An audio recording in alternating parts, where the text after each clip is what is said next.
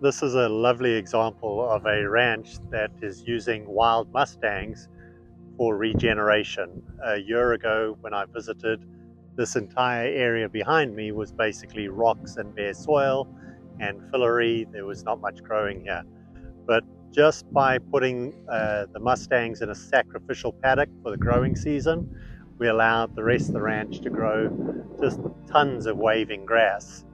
And it was done just by allowing a long enough recovery period. So this land got to grow through the growing season without being grazed. And now we're several months into the dry season. It'll be probably another 2 or 3 months before the horses get here.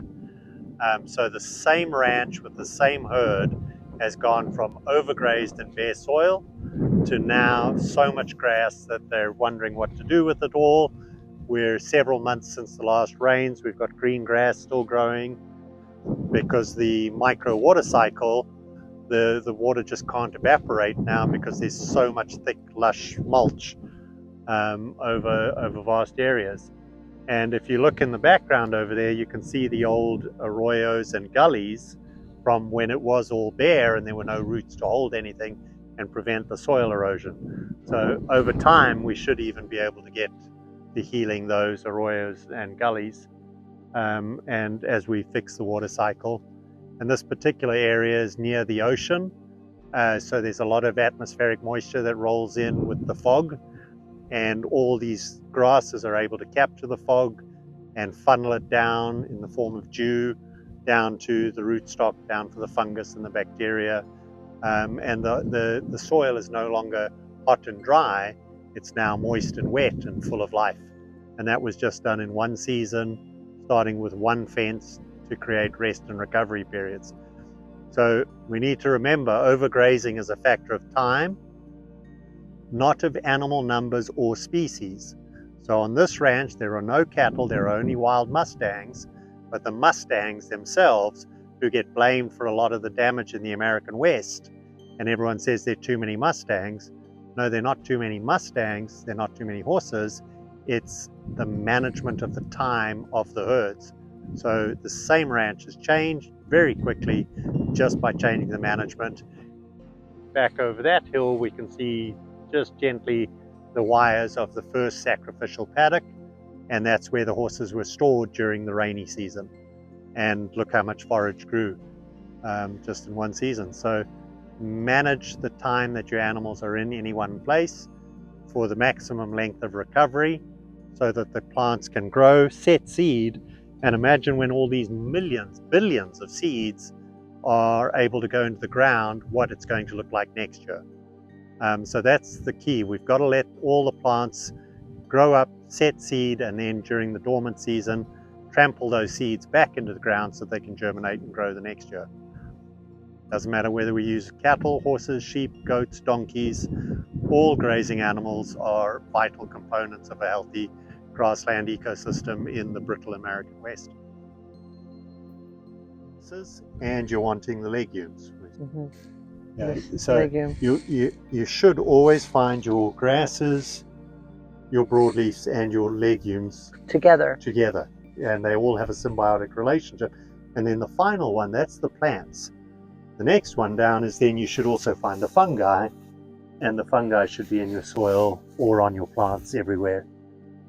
I'm going to put my full hand in that hole, and then I'm going to put my finger up to show the depth.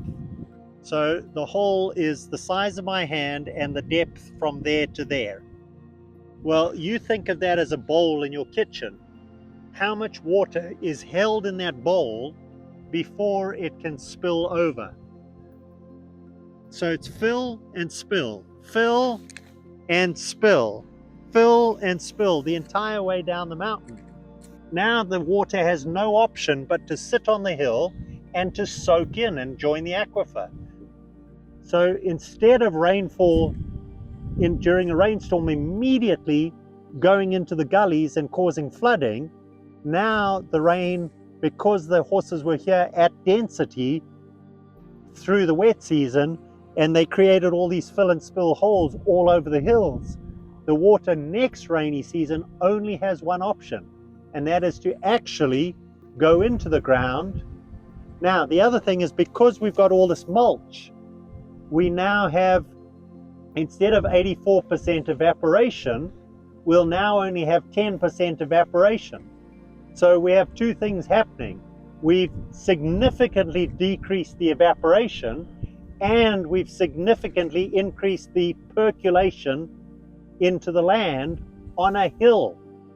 Now, hills are traditionally dry, bald, erosion-covered hills, but we've used the animals as a tool to create literally millions of pots or cups to prevent the evaporation, to prevent the erosion.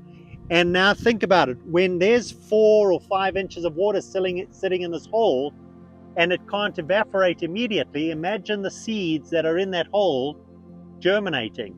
So what will now germinate in all these little holes will always have more moisture to grow.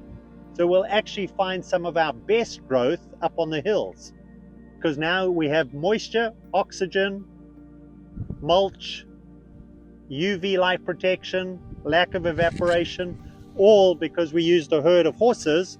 And if anyone doesn't believe it was horses, there's the proof. So yeah, these horses are being used to reverse desertification, and these horses are being used to heal the ecosystem. Don't blame the horse, blame the management.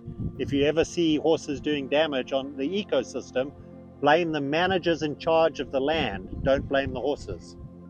So the horses aren't to blame, it's our management, and we need to think about that when we're managing our wild Mustang herds.